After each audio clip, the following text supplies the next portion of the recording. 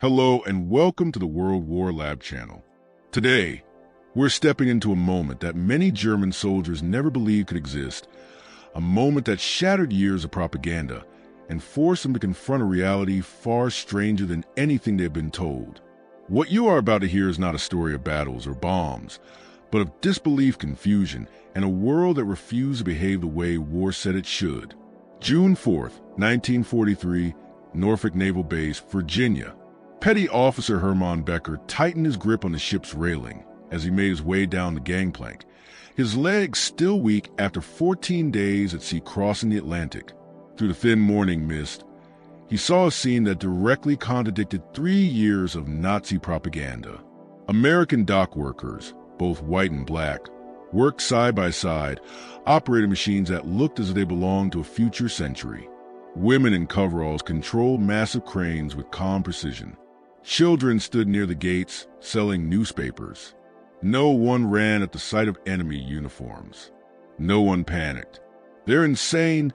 These Americans," he whispered to the man behind him. Becker would later describe this exact moment in his memoir, Behind Barbed Wire, published in Germany in 1952, one of the most detailed first-hand accounts of prisoner of war life in the United States. The Norfolk base stretched across more than 4,300 acres, its docks disappearing beyond the horizon, its towering cranes loading and unloading dozens of ships at the same time. In a single morning, this one port processed more cargo than Hamburg could handle in an entire week. Yet it wasn't the sheer scale that stunned the arriving prisoners most. It was the normality of everything. Civilians walked freely near military installations. Vendors sold coffee and donuts within sight of massive warships. A brass band played popular music at a nearby war bond rally. 2,500 veterans of Rommel's Afrika Korps stood in formation on American soil, the first large group of what would eventually become 425,000 German prisoners held in the United States by the end of the war. What they were about to witness was not just American abundance. That story had already been told. What they encountered was far more unsettling to the military mind. A nation at war that refused to behave like one, a society so confident in its power that it treated mortal enemies like misguided guests, and a people whose strange customs would undermine Nazi ideology more deeply than any battlefield defeat ever could. Processing at Norfolk began with what Becker later described as the first impossibility. German military doctrine, practiced from Poland to France to North Africa, taught that prisoners were either resources to exploit or burdens to reduce. The Geneva Convention was acknowledged only when convenient and ignored when it was not. Yet here, American officers read Geneva Convention regulations aloud in fluent German. They explained rights. They asked about dietary needs. According to International Red Cross records from June 1943, Jewish American personnel, including several sergeants with clearly Jewish surnames, distributed Red Cross parcels while calmly explaining that kosher meals were available for any Jewish prisoners who requested them. Several Wehrmacht soldiers laughed nervously, convinced it was some form of mockery. It wasn't. The American military had prepared to meet the religious dietary requirements of its enemies. The medical inspections shattered even more assumptions. German prisoners with wounds received the same penicillin, that miracle drug barely available to German field hospitals, as American soldiers. Swiss Red Cross Inspector Guy Matry wrote in his July 1943 report, "Medical treatment provided to German prisoners equals or exceeds that given to American military personnel." Prisoners openly expressed disbelief at the quality of care. African American medical staff worked in integrated units at Norfolk, even though such integration did not yet exist across the entire U.S. military. One documented case described a black medical technician drawing blood from Wehrmacht officers during routine health examinations. In Germany, such racial contact was legally forbidden. Here, it was ordinary military procedure. The most incomprehensible moment came with their first meal. German prisoners were led into a mess hall where American sailors were already eating. The two groups, enemies who had tried to kill each other during convoy battles only weeks earlier, ate in the same building. Americans sat at one end, Germans at the other, sharing the same food lines and receiving meals of the same quality. The Americans showed little interest, far more focused on a radio broadcast of a baseball game than on the enemy's soldiers sitting less than 50 feet away. The 3-day train journey to camps in the interior delivered another wave of disbelief. Unlike the secretive prisoner transports in Germany, American authorities made no effort to conceal the POWs. They were not placed in boxcars, but in real passenger coaches with cushioned seats. The train stopped at regular stations where civilians gathered to watch. At Union Station in Washington, D.C., an event recorded in station logs from June 1943, German prisoners observed American families seeing soldiers off to training camps. Wives kissed their husband goodbye in public. Children waved small flags. Teenagers drank milkshakes in the station restaurant. The same platform hosted both enemies and families, separated only by windows and guards who seemed more interested in managing foot traffic than monitoring prisoners. As the trains rolled onward, they passed through industrial zones that, according to everything German doctrine taught, should have been hidden, camouflaged, and protected. Instead, factories proudly displayed their names in massive lettering. The Glen L. Martin aircraft plant in Baltimore had parking lots visible from the train, packed with workers' personal cars. Prisoners could easily count rows of B-26 bombers waiting for delivery. There was no attempt at concealment, no air of secrecy, no visible paranoia. American industry functioned openly, in full view of the enemy. Through Pennsylvania, the trains passed coal mines and steel mills operating around the clock. At night, the sky glowed orange from blast furnaces that never shut down. Workers lived not in barracks, but in individual houses with gardens that stretched for miles around each industrial complex. Every window glowed with electric light. Radio antennas rose from nearly every rooftop. At a stop in Harrisburg, Pennsylvania, documented in railroad records, German officers watched American workers changing shifts. Men carried lunchboxes, wore leather shoes and wristwatches, and drove their own cars. According to Becker's memoir, one worker casually threw away a half-eaten apple and pulled out a fresh one from his lunchbox.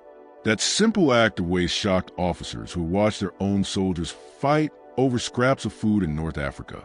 Camp Hearn, Texas, opened in December 1942 on 720 acres near the town of Hearn, in Robertson County. Military records show that it was designed to hold up to 4,800 German prisoners in conditions that surpassed what many of them had known even as civilians. The construction and daily operation of the camp are thoroughly documented in U.S. Army Corps of Engineers files and War Department records preserved in the National Archives. The very infrastructure of Camp Hearn challenged everything German soldiers believed about how prisoners were treated. The barracks were wooden, but they had electric lighting instead of oil lamps. Each building had indoor plumbing, flush toilets, and hot water heaters. There were individual beds with real mattresses, sheets, and blankets, not straw-filled pallets on the floor. Recreation halls were equipped with ping-pong tables, musical instruments, and small libraries.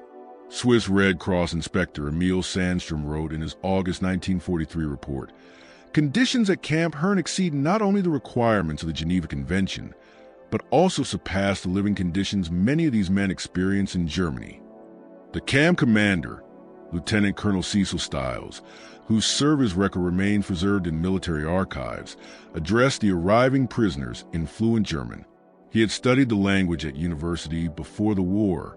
He explained the camp rules, but then introduced something entirely unprecedented in their experience.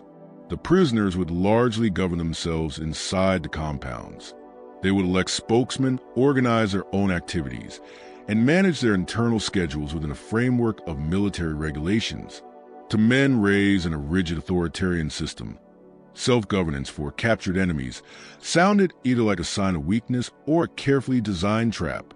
The camp hospital, inspected every month by the International Red Cross, contained equipment that many German civilian hospitals did not possess. There were X-ray machines, fully equipped surgical rooms, modern dental chairs, and well-stocked pharmaceutical supplies, including the new miracle drug, penicillin. When prisoner George Gartner, who would later become famous as the last German POW to surrender in 1985, developed acute appendicitis in September 1943, he was taken into surgery within hours. The operation was performed by Captain William Calhoun, an Army surgeon from Dallas, with German prisoner medical staff assisting. The speed and quality of treatment left a deep impression on everyone who witnessed it.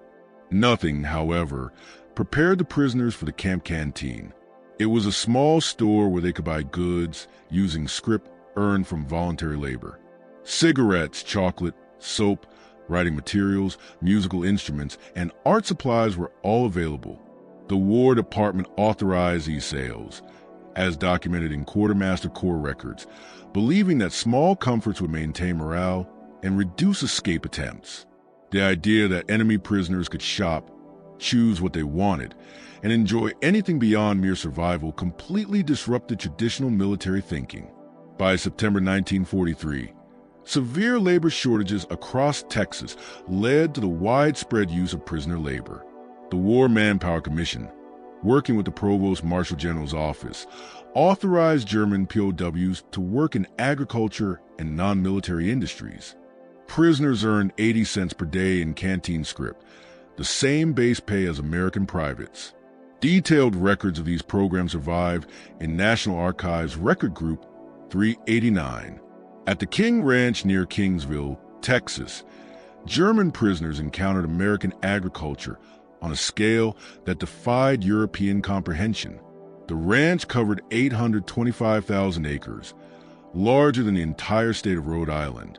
Ranch records from 1943 to 1945 show that German POWs worked alongside Mexican-American vaqueros and some black ranch hands in cattle operations. The racial mixing of labor, even if limited socially, directly contradicted Nazi racial hierarchy theories. Prisoners wrote in letters, which passed through military censors, about their amazement at the level of mechanization. A single combine harvester replaced dozens of workers. Crops were moved by trucks, not horse-drawn wagons. The ranch even used small civilian aircraft to survey cattle herds and locate stray animals. According to ranch employment records, Foreman Richard Kleber Jr. treated German prisoners more like temporary employees than like enemies. At cotton gins throughout Texas, including documented operations in Taylor, Caldwell, and Waller counties, prisoners witnessed processing speeds that would have been impossible by European standards. The Hearn Cotton Oil Mill, which employed prisoner labor from August 1943 to December 1945, processed more cotton in a single day than some German textile mills handled in an entire month. Yet workers took regular breaks, ate full lunches, and listened to radios while working. Productivity through good treatment rather than harsh discipline contradicted everything the Wehrmacht experience had taught them. The prisoners also discovered something else that shook their assumptions. American farmers openly discussed politics. FBI monitoring reports declassified in the 1970s noted that German POWs were shocked to hear farmers freely criticizing President Roosevelt and openly complaining about government policies without fear. In one documented incident at a farm near Bryan, Texas, a farmer told a Department of Agriculture inspector to go to hell during a dispute over crop allocation. The farmer faced no punishment. In Nazi Germany, such defiance of authority would have meant imprisonment or death. Local newspapers across Texas documented interactions between German prisoners and American civilians. The Hearn Democrat, the Bryan Daily Eagle, and the Temple Daily Telegram all published stories about prisoner work details and community encounters. These contemporary reports confirmed social experiences that deeply unsettled the prisoners' understanding of authority, freedom, and discipline. In December 1943, the Hearn Democrat reported that German POWs were allowed supervised Christmas shopping trips, where they observed American teenage culture firsthand. Young people gathered at drugstore soda fountains, boys and girls together without supervision. They danced to jukebox music, including jazz and swing, styles Nazi ideology condemned as degenerate Negro music. They wore fashionable clothes despite wartime shortages, showing no sign of youth being militarized. The behavior of American women particularly stunned the prisoners. Women drove trucks for the Hearn Cotton Oil Mill, operated businesses along Main Street, and supervised male workers in defense industries. At nearby Bryan Army Airfield, part of the Women Air Force Service Pilots Program, female pilots flew military aircraft. Military records confirm that WASPs operated from Bryan Field between 1943 and 1944, visible to prisoner work details in surrounding areas. To men raised under an ideology that defined women almost exclusively as mothers and homemakers, the sight of women commanding machines, businesses, and aircraft represented a direct and unsettling contradiction to everything they've been taught. Churches across Robertson County invited German prisoners to attend their services. Church records from the First Baptist Church of Hearn, the First Methodist Church, and St. Mary's Catholic Church all document the presence of German POWs at regular worship. The Hearn Democrat of December 24, 1943 reported, German prisoners attended Christmas Eve services at multiple churches, sitting among congregation members whose sons are serving overseas. No incidents reported. For men raised to believe that enemies were to be feared or destroyed, sitting peacefully among families whose own children were fighting in Europe was almost impossible to comprehend. By early 1944, the Special Project Division of the Provost Marshal General's Office had established an advanced educational system at Camp Hearn. Declassified files from Record Group 389 revealed the scope of what was, in reality, a carefully designed re-education program, although prisoners experienced it simply as voluntary schooling. The camp library, which began with just 500 books donated by local citizens of Hearn, expanded to more than 5,000 volumes by August 1944. Through the American Library Association's Books for Prisoners program, the shelves included works by German authors banned by the Nazi regime. Thomas Mann's A Magic Mountain, Erich Maria Remarque's All Quiet on the Western Front, and books by Jewish authors such as Lion Feuchtwanger were freely available. A German prisoner could read material that, in his homeland, would have meant imprisonment or death merely for possession.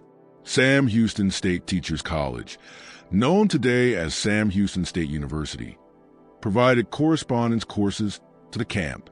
College records show that between 1944 and 1945, 340 German POWs enrolled in subjects such as English, American history, mathematics, and agricultural science.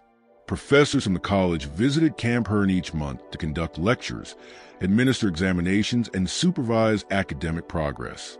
For many prisoners, this was the first structured education they had received since childhood. The situation regarding camp newspapers requires clarification. While Der Ruff was indeed published at Fort Kearny in Rhode Island, the prisoners at Camp Hearn produced their own paper called Der Spiegel, the Mirror, not related to the later German news magazine. Copies preserved at the Army Heritage and Education Center show a remarkable evolution. Early 1943 editions reflected clear Nazi propaganda themes, but by late 1944 the paper contained open discussions of democracy, responsibility, and political freedom. Declassified Special Project Division documents reveal that this change was not accidental. It was part of a sophisticated psychological operation. The program classified prisoners into three main categories. Approximately 10% were identified as anti-Nazis, about 75% as non-political, and roughly 15% as committed Nazis. Each group received different treatment designed to encourage ideological transformation. Anti-Nazi prisoners, identified through careful screening that included analysis of letters, conversations, and reading choices, were given additional privileges and educational opportunities. They became barracks leaders, moderators of discussion groups, and editors of the camp newspaper. Their influence over the non-political majority was deliberately encouraged and closely monitored. The screening system developed by Army psychologists and German immigrant advisors relied on subtle indicators. prisoners' reactions to news of German defeats, the books they chose from the library, their willingness to participate in educational programs, and their social behavior were all recorded. Weekly reports tracked ideological changes across the camp population. Assistant Executive Officer Major Maxwell McKnight, whose papers are preserved at the Hoover Institution, wrote in a November 1944 report, "The transformation rate exceeds expectations.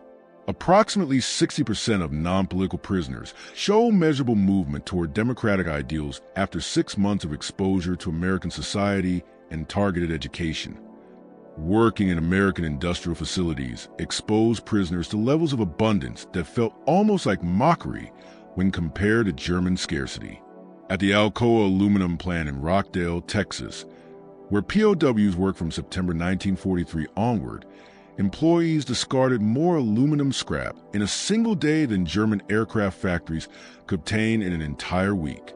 Plant records show that German POWs were often assigned to scrap collection, giving them direct, unavoidable exposure to the scale of American industrial waste. Food processing plants produced an even greater psychological shock.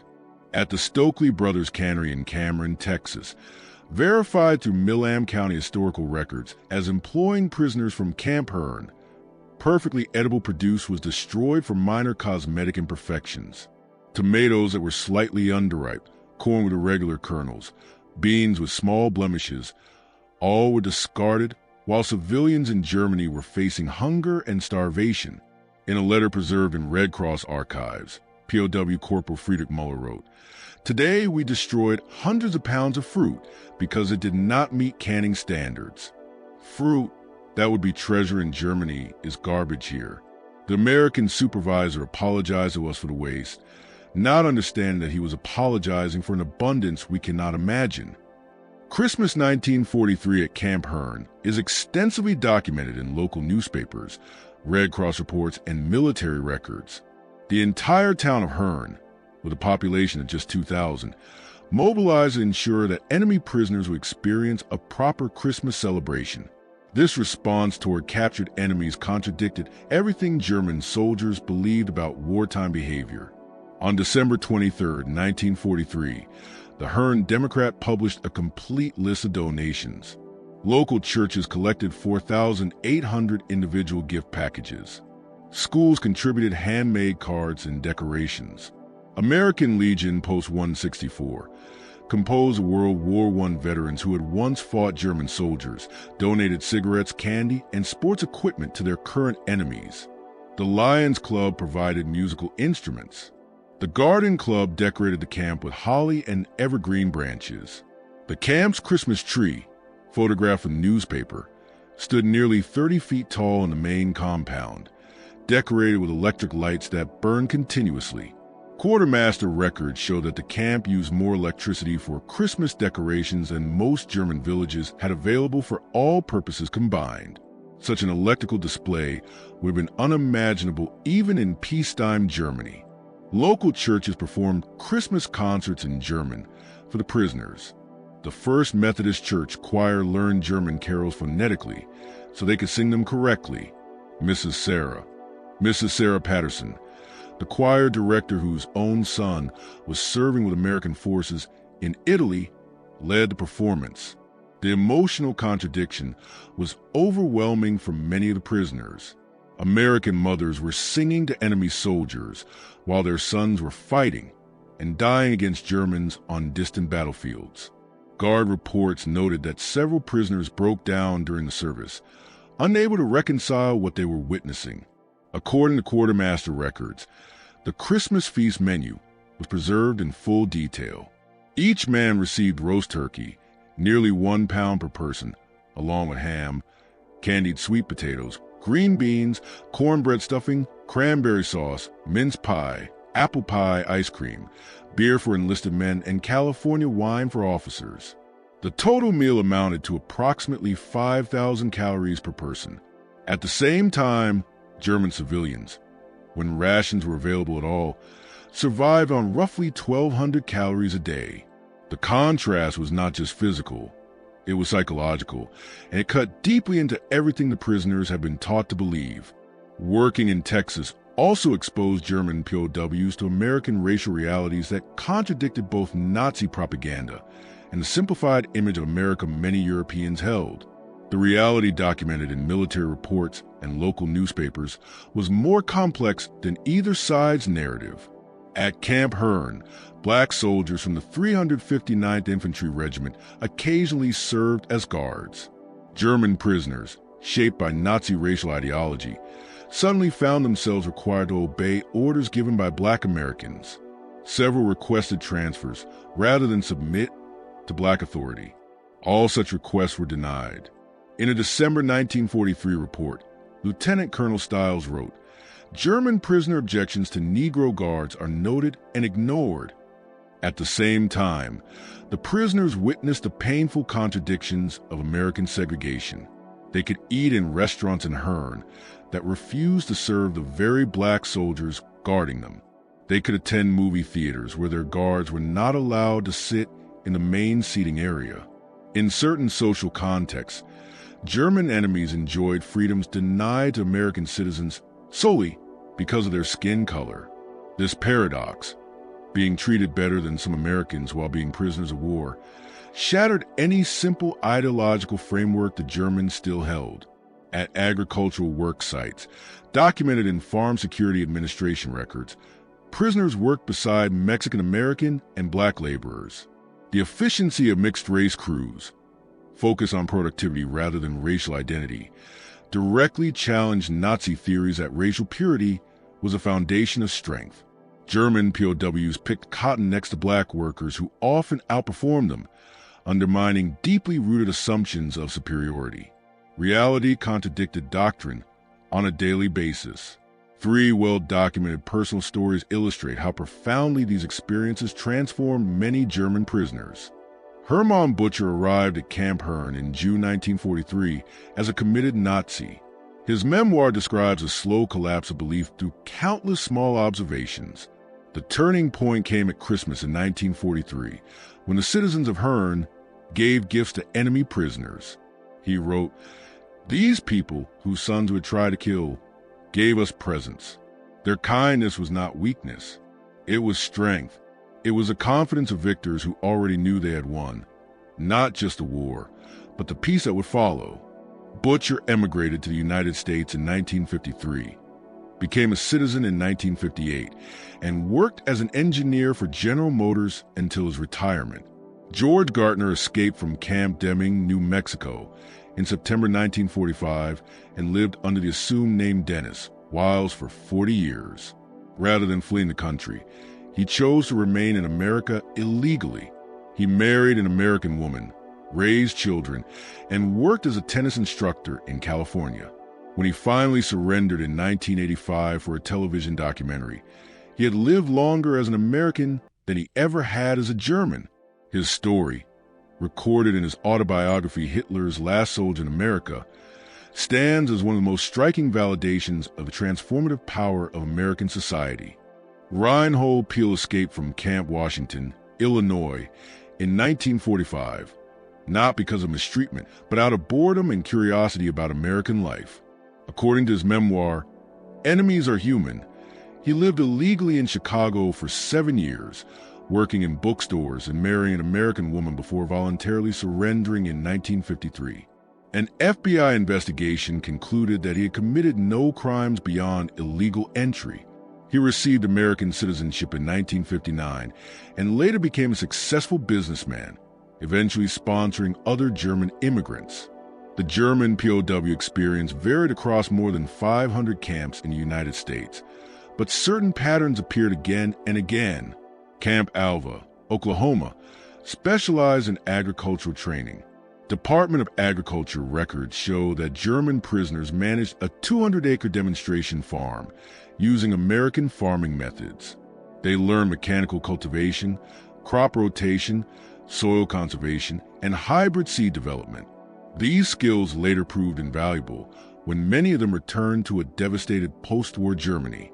The program was so effective that local farmers competed for prisoner labor and were willing to pay premium rates for their work crews.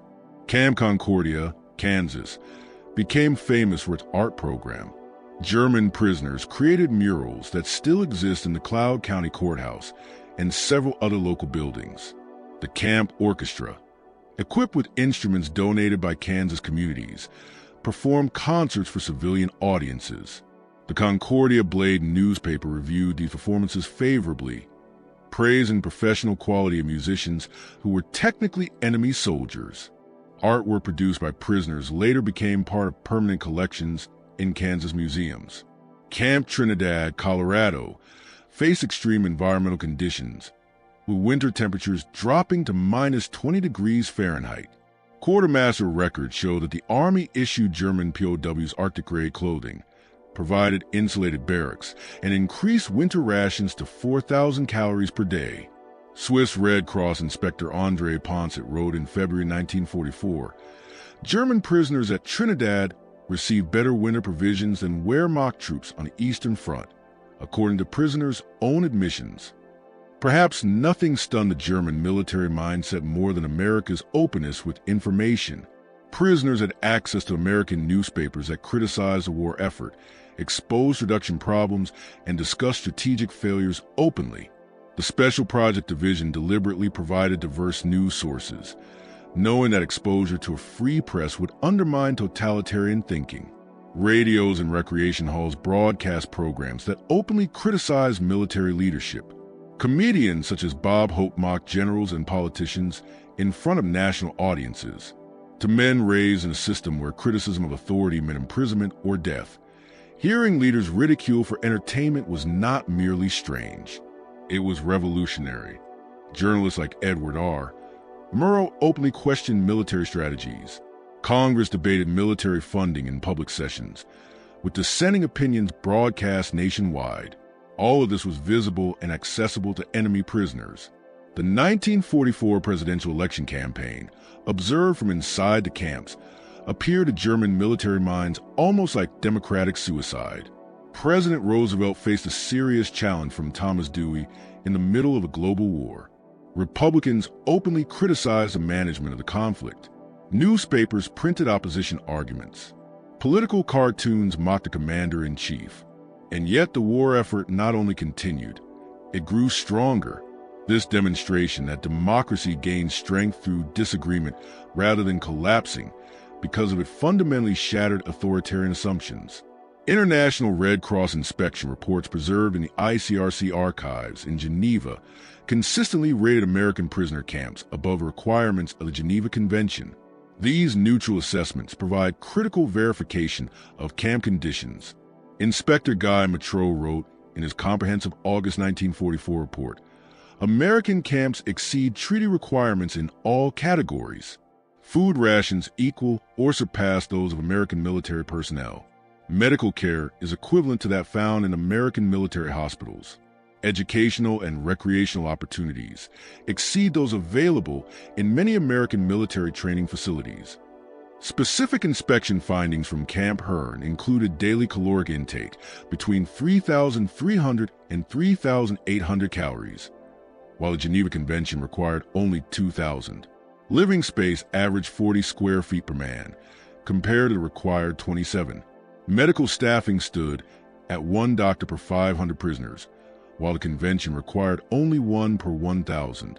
Recreation included organized sports, libraries, and structured educational programs, far exceeding the minimum standard of adequate recreation. Inspector Emil Sandstrom compared American camps favorably to those of other Allied nations. Having inspected prisoner facilities in Canada, Britain, and Australia, I can state definitively that American camps provide superior conditions. The distinction is not only material, but philosophical. Americans treat prisoners as temporarily displaced persons rather than as enemies. Prisoners working in American factories observe production methods that completely reshape their understanding of industrial efficiency. At the Lone Star Steel Plant in Dangerfield, Texas, where POWs from Camp Hearn worked between 1944 and 1945, monthly production exceeded the entire annual output of Germany's Ruhr Valley before Allied bombing. The secret was not machinery alone, but motivation. Company records show workers competed for production bonuses, proposed efficiency improvements, and took pride in output. Charts displayed each shift production numbers like sports scores. Workers wore company pins, bought war bonds with overtime pay, and even painted bomber names on steel destined for military use. Morale, not fear, drove productivity. At Texas railroad yards, where POWs loaded materials, coordination astonished German logistics officers. The Missouri, Kansas, Texas Railroad employed prisoners at its Smithville yard, where they witnessed logistic precision on a national scale. Trains arrived on exact schedules. Loading equipment ran continuously. Telegraph and telephone systems synchronized transport across vast distances. There was no central planning committee directing everything, only a capitalist system organizing itself for total war production. As Germany collapsed in the spring of 1945, American authorities began preparing prisoners for return to a destroyed homeland. This effort, documented in occupation planning records, went far beyond simple repatriation. While Project Paperclip targeted scientists, broader programs prepared ordinary POWs to help rebuild a democratic Germany. Courses in civil administration trained prisoners to manage ruined cities. Agricultural programs focused on feeding starving populations. Medical personnel studied public health methods to prevent epidemics. Engineers learned infrastructure reconstruction. The Special Project Division identified potential democratic leaders among the prisoners and provided them with additional instruction in governance and administration. The scope of preparation is detailed in Provost Marshal General reports. By May 1945, 31,000 prisoners were enrolled in vocational training programs. 18,000 were studying English. 12,000 were enrolled in agricultural programs. 8,500 in technical courses. 6,200 in business administration. Concepts that would later become part of the Marshall Plan were explained to prisoners even before they were publicly announced. State Department officials visited camps to explain that America intended to rebuild Germany, not punish it. This generosity from victor to defeated enemies shattered the final remnants of Nazi ideology built on racial struggle and survival of the fittest. The statistics reveal the scale of transformation. Of the 425,000 German POWs held in the United States, only 2,222 escape attempts occurred, just 0.52%. Only 54 escapes lasted longer than 30 days, 0.01%. Sabotage incidents numbered only 7 confirmed cases, 0.001%. Work refusals totaled 178 documented incidents, 0.04%. Voluntary labor participation reached 87% of eligible prisoners. Post-war surveys conducted by American occupation authorities found that 74% of returned POWs held favorable views of American democracy. 61% supported Marshall Plan aid when it was announced. 55% advocated a German-American alliance. 38% expressed a desire to immigrate to the United States. 23% maintained correspondence with American families they had met during captivity. Immigration records show that 5,000 former POWs legally immigrated to America during the 1950s. Naturalization records indicate that 92% became U.S. citizens within the eligible time frame. Their American success rate, measured by employment, home ownership, and their lack of criminal records surpassed those of most general immigrant populations. The influence of returned POWs on the reconstruction of West Germany is well documented in occupation authority records and in German federal archives. Former prisoners went on to occupy significant positions in the new democratic society. 48 became members of the Bundestag. 312 served as mayors or city councilors. 1,847 worked in agricultural modernization programs. 2,341 became teachers in newly re-established schools. 4,165 managed businesses using methods they had learned in the United States. Hans Georg von Studnitz, a former POW who later became a leading German industrialist, told American historians in 1965, "We returned from America with more than memories. We brought back knowledge of how democracy functions, how free markets operate, how different peoples can cooperate. We had seen the future, and we knew that it worked." Camp Hearn officially closed in December 1945, but the relationships it created did not end there. The Hearn Heritage League preserves archives of correspondence between former prisoners and local families that span more than 40 years. Christmas cards arrive regularly until the last known former prisoner passed away in 2001. These letters reveal that the transformation experienced by the prisoners was not temporary or superficial, but lasting and deeply personal. In 1984, on the 40th anniversary of D-Day, 50 former Camp Hearn POWs returned to Texas. The Hearn Democrat covered the reunion in detail. Former enemies embraced former guards. Veterans of the Wehrmacht placed flowers at the American Legion Memorial. Speaking on behalf of the group, Fritz Zimmerman said, "We arrived as enemies, believing in racial superiority and national destiny. We left as friends, understanding that democracy's chaos is its strength, that diversity creates unity rather than destroying it." Historians have extensively documented the German POW experience in the United States. Arnold Kramer's Nazi Prisoners of War in America, 1979, provides comprehensive archival evidence. Judith Gansberg's Stalag USA, 1977, analyzes the re-education programs. Antonio Thompson's Men in German Uniform, 2010, examines prisoner labor systems. Ron Robbins of Barbed Wire College, 1995, details the educational transformation of POWs. These scholarly works, based on archival research, interviews, and government records, all confirm the scope and success of this transformation. The consensus is clear. American treatment of German POWs represents one of history's most successful examples of re-education through exposure rather than indoctrination.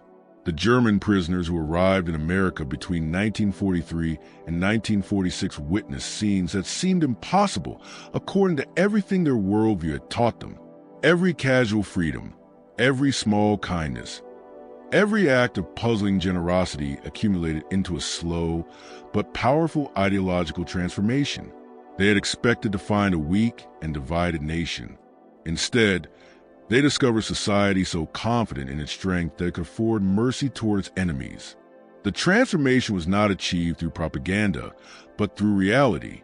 German POWs saw democracy functioning through apparent chaos. They observed racial integration slowly progressing even in the presence of segregation. They watched women exercise authority while still being respected as women. They experienced enemies becoming friends through nothing more than basic human decency. These scenes, ordinary and unremarkable to Americans, were revolutionary to men shaped by totalitarian rule. They accomplished what military defeat alone never could: complete ideological transformation. The prisoners did not merely witness American power.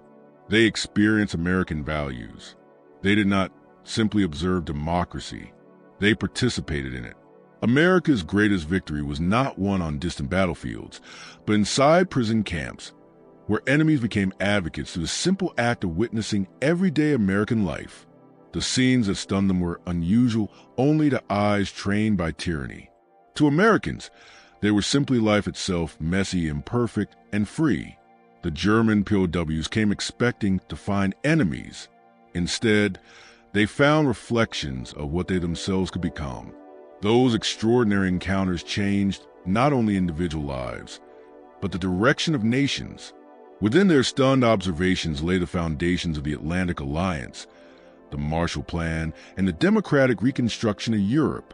Their transformation proves that sometimes the greatest victories are achieved not through destruction, but through demonstration, not through propaganda, but through reality, not through hatred, but through humanity. The unusual scenes German prisoners witnessed in America became the foundation of one of history's most successful transformations, from enemy to ally.